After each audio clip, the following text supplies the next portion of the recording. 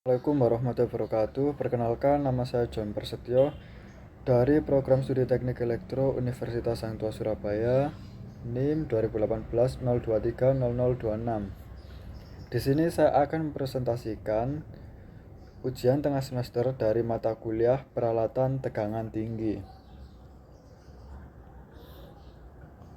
Nomor 1. Jelaskan tentang gambar di bawah ini beserta fungsinya.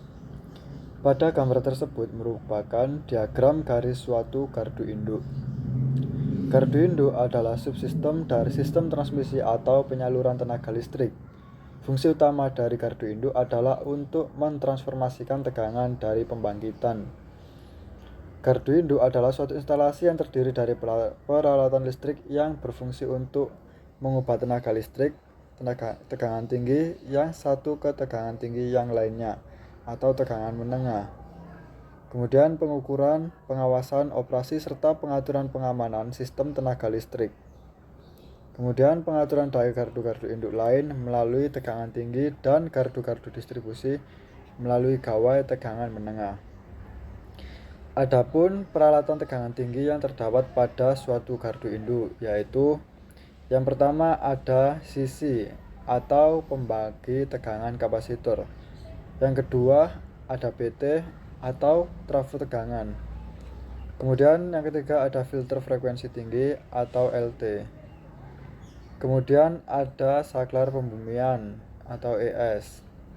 Kemudian ada saklar pemisah atau DS, ada trafo arus atau CT, ada pemutus daya atau CB. Kemudian ada pelindung tegangan lebih atau LA. Kemudian ada trafo daya atau TD dan konduktor serta isolator.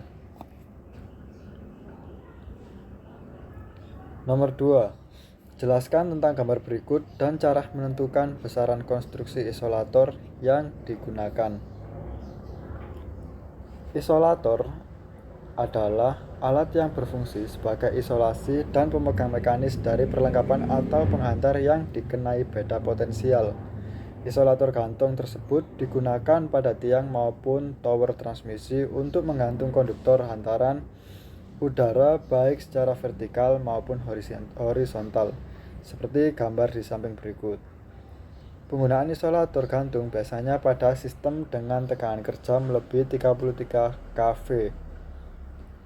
Nah, untuk menentukan besaran konstruksi isolator yang digunakan yaitu menggunakan persamaan berikut. E V per S, di mana tekanan medan elektrik yang terdapat pada isolasi suatu peralatan listrik berbanding lurus dengan tegangan kerja atau V peralatan tersebut dan berbanding terbalik dengan jarak susunan elektroda atau S yang terbentuk dalam peralatan di samping. Karena peralatan tegangan tinggi bekerja pada tekanan tinggi, maka isolasinya memikul tekanan medan elektrik yang tinggi, sehingga konstruksinya harus dirancang agar mampu memikul tekanan medan elektrik tersebut. Tujuan ini dicapai dengan memperbesar dimensi bahan isolasi dan mengendalikan tekanan medan elektrik. Selanjutnya nomor 3. Berikan salah satu contoh sistem pendingin peralatan tegangan tinggi dan sertakan cara kerjanya. Di samping berikut ada foto dari trafo dengan radiator. Itu adalah peralatan pendingin tegangan tinggi. Cara kerja dari minyak ini yaitu mengisi ruang-ruang di antara lilitan-lilitan atau koil pada belitan-belitan atau winding, inti dan ruang-ruang lain di dalam tangki transformator. Dikarenakan transformator atau trafo ini tidak mempunyai bagian yang berputar. Oleh karena itu, proses transfer panas dilakukan dengan cara mensirkulasikan minyak trafo. Bahan isolator cair yang digunakan biasanya merupakan minyak yang dikenal sebagai minyak trafo. Kemudian nomor 4. Jelaskan cara penyambungan konduktor tegangan tinggi. Untuk peralatan tegangan tinggi, hal seperti ini tidak dapat dipraktikkan. Penyambungan harus dilakukan dengan suatu peralatan yang disebut penyambung tegangan tinggi. yaitu suatu peralatan yang dirancang khusus untuk penyambungan antar konduktor pada peralatan tegangan tinggi. Pada gambar di samping berikut diperlihatkan contoh penyambung tegangan tinggi yang digunakan pada suatu kabel. Pada saluran listrik yang terbuka, baik tegangan rendah maupun tegangan tinggi, penyambungan atau pencabangan umumnya dilakukan dengan klem khusus. Klem ini ada yang menggunakan cara pengikatan dengan mur maupun baut, ada pula yang menggunakan cara penjempitan dengan tekanan yang dalam bahasa Inggrisnya disebut compression joint. Selanjutnya nomor 5, jelaskan fungsi pemutus daya pada gambar berikut. Peranan pemutus daya dalam pertahanan kontinuitas pelayanan dapat dijelaskan dengan diagram garis sistem tenaga listrik yang ditunjukkan pada gambar berikut. Dimisalkan gangguan hubung singkat terjadi di titik F. Gangguan ini akan menyebabkan arus hubung singkat mengalir ke titik F yang bersumber dari generator G1 dan generator G2. Seandainya pemutus daya 2, 3, 4, dan 5 tidak ada, maka untuk mencegah kerusakan pada generator G1 dan G2 serta trafo T1 dan T2, pemutus daya 1 dan 6 harus membuka. Akibatnya, aliran daya ke beban terputus.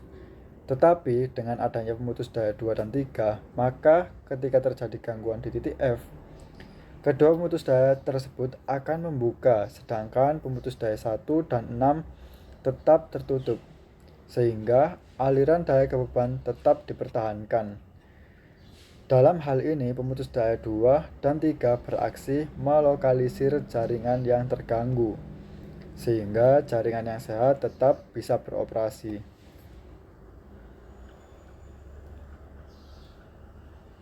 Kemudian nomor 6, sebutkan komponen-komponen pada gambar di bawah ini dan jelaskan pula cara kerjanya. Berikut ini bentuk fisik dan skema konstruksi suatu pemutus daya.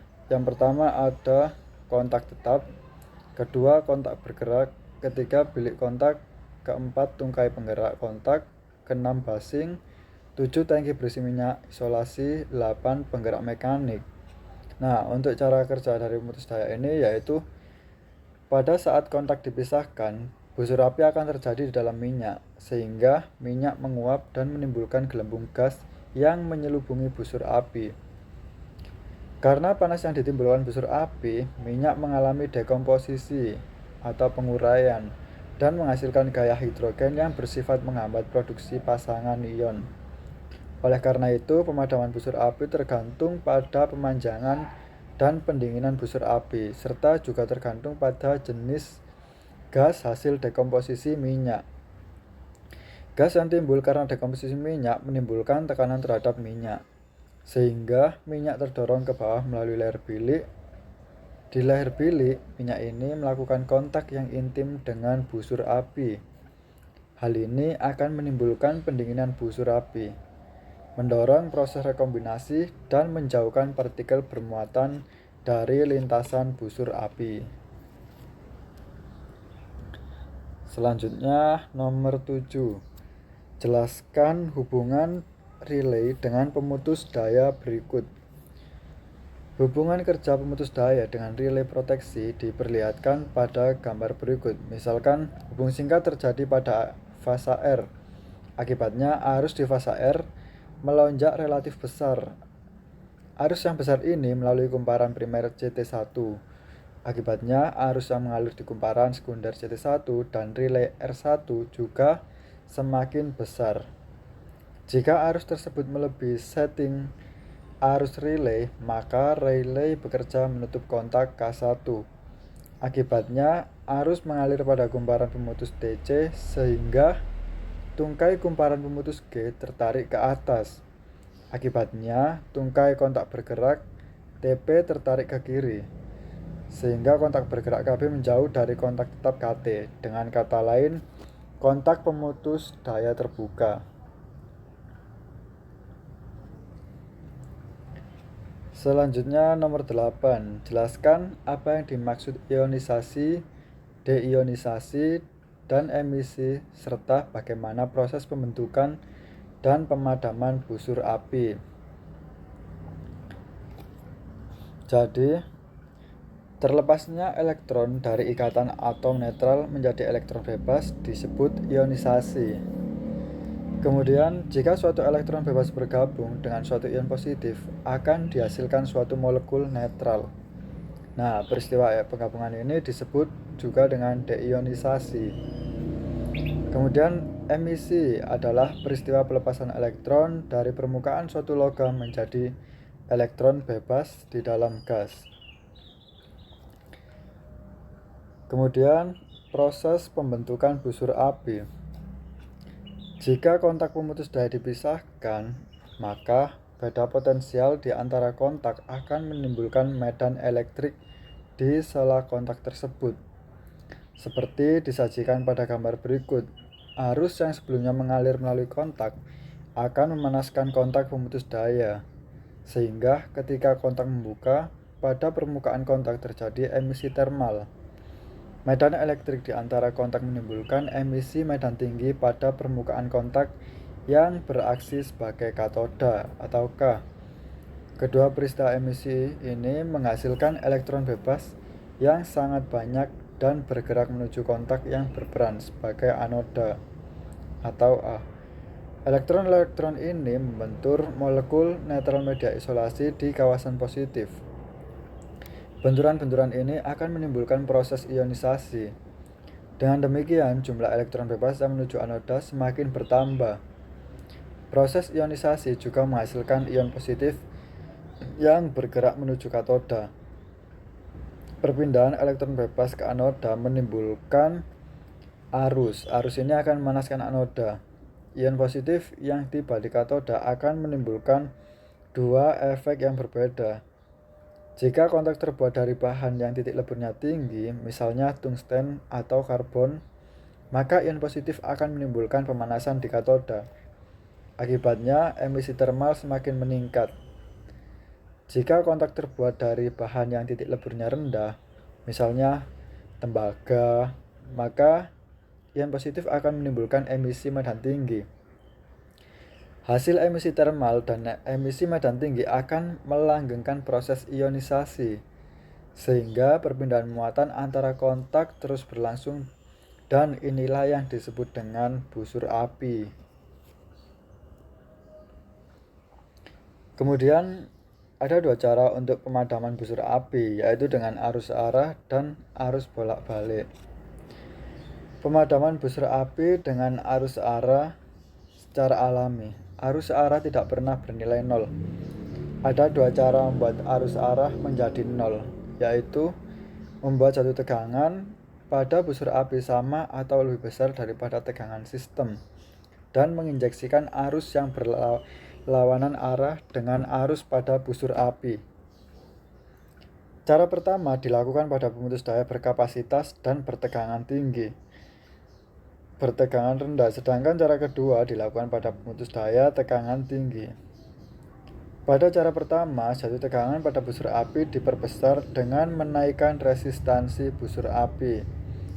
Menaikkan resistansi busur api dapat dilakukan dengan tiga cara, yaitu memperpanjang lintasan busur api, menekan permukaan busur api supaya diameter busur api semakin kecil, kemudian memotong busur api dengan beberapa plat logam sehingga membentuk segmen-segmen busur api pendek yang terhubung secara seri seperti diperlihatkan pada gambar berikut atau plat pemilah dan tanda plat pemilah berikut.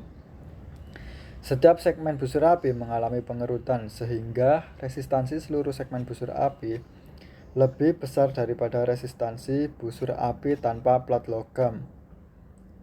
Kemudian cara kedua adalah membuat arus pada busur api sama dengan nol, yaitu dengan menghubungkan suatu kapasitor bermuatan ke terminal pemutus daya dengan polaritas yang berlawanan seperti disajikan pada gambar di bawah.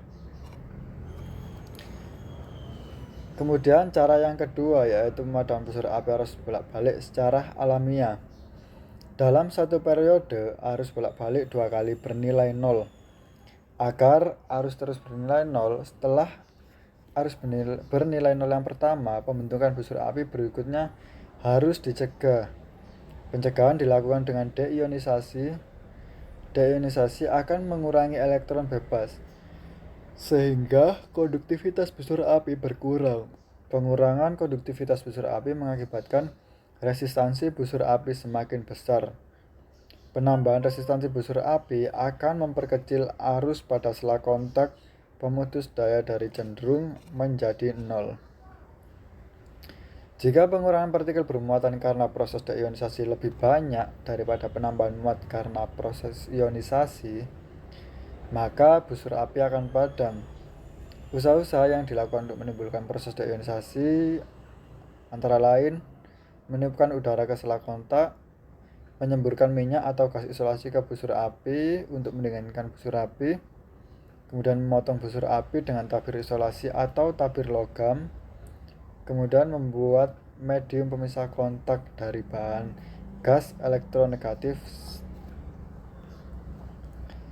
Kemudian nomor 9, jelaskan cara kerja pemutus daya berikut dan berikan contoh penggunaannya. Pemutus daya udara.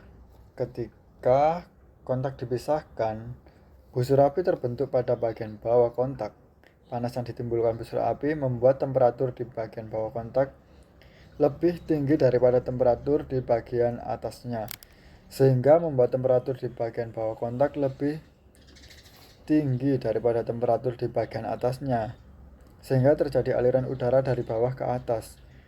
Aliran udara ini mendorong busur api bergerak ke atas.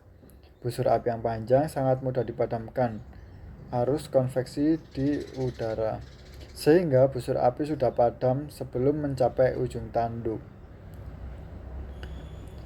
Nah, pemutus daya udara ini digunakan untuk memutus arus sampai 40 kA dan pada rangkaian pertegangan sampai 765 kV. Kemudian yang kedua ada pemutus daya minyak yang disajikan pada gambar di samping berikut. Cara kerjanya yaitu ketika kontak dipisahkan, busur api akan terjadi di dalam minyak, sehingga minyak menguap dan menimbulkan gelembung gas yang menyelubungi busur api. Seperti diperlihatkan pada gambar di samping, yang ditimbulkan busur api menaikkan temperatur minyak, sehingga minyak mengalami dekomposisi dan menghasilkan gas hidrogen. Gas hidrogen ini bersifat menghambat produksi ion, sehingga membantu pemadaman busur api. Pemutus daya minyak biasanya digunakan pada sistem tegangan sampai dengan 245 kV. Kemudian untuk menghasilkan udara bertekanan tinggi, pemutus daya ini dilengkapi dengan kompresor seperti diperlihatkan pada gambar sebelah kiri. Pemutus daya udara tekan. Cara kerjanya yaitu bilik kontak pemutus daya udara tekan digerakkan oleh suatu piston pada keadaan normal. Piston didorong oleh suatu pegas sehingga kontak bergerak terhubung dengan kontak tetap. Bilik kontak dihubungkan dengan suatu tangki berisi udara bertekanan tinggi melalui suatu katup. Jika terjadi arus hubung singkat, katup akan terbuka. Udara bertekanan tinggi keluar dari tangki menuju bilik kontak dan mendorong piston sehingga kontak bergerak juga terdorong menjauhi kontak tetap. Pada waktu yang bersamaan, udara bertekanan tinggi mendinginkan busur api yang timbul pada saat pembukaan kontak.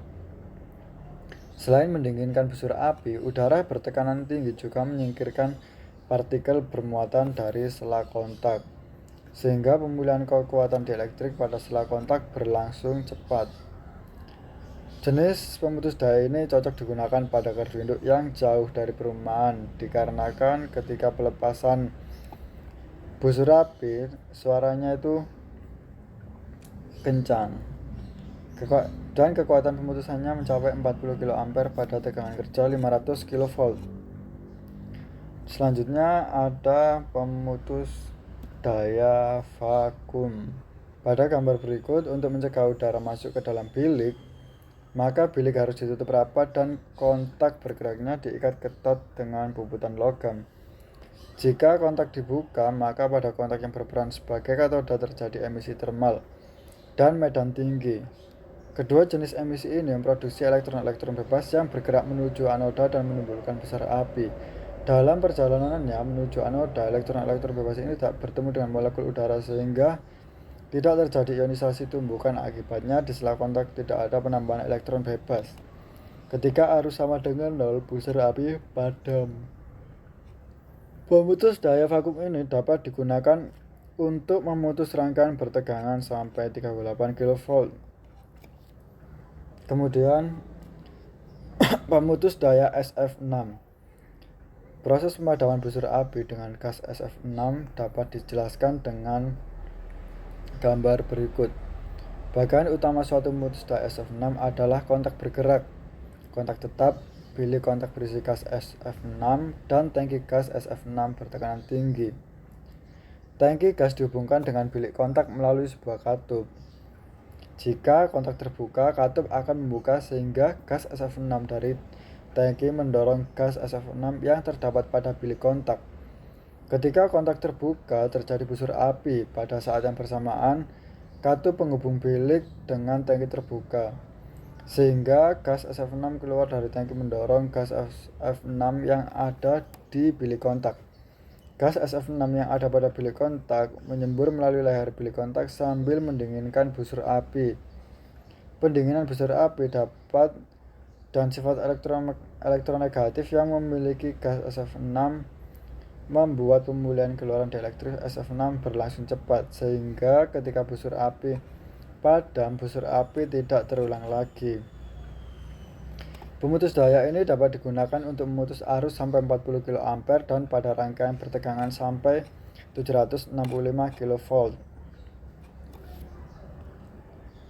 Selanjutnya, nomor 10. Carilah contoh penggunaan kabel tegangan tinggi 150 kV untuk kabel berisolasi dan kabel telanjang, dan jelaskan berdasarkan datasheetnya.